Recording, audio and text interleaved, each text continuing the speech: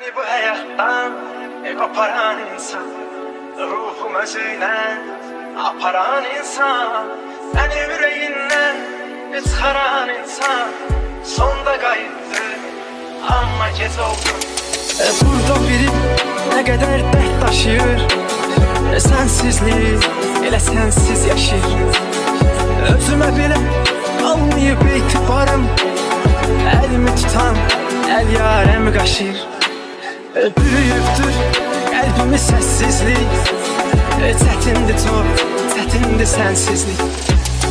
Beni bu hayattan koparan insan, ruhum özüyle aparan insan, beni yüreğinden çıkaran insan, sonda kayıptır ama gec oldu.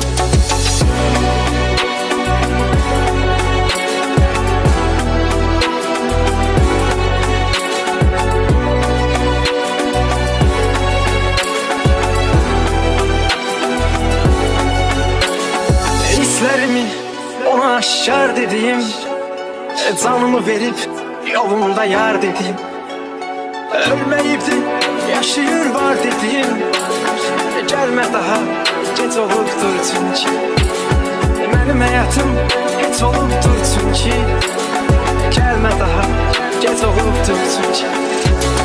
Beni bu hayattan koparan insan, ruhum özüyle aparan insan, beni yüreğinden çıkaran insan, sonda kayıptı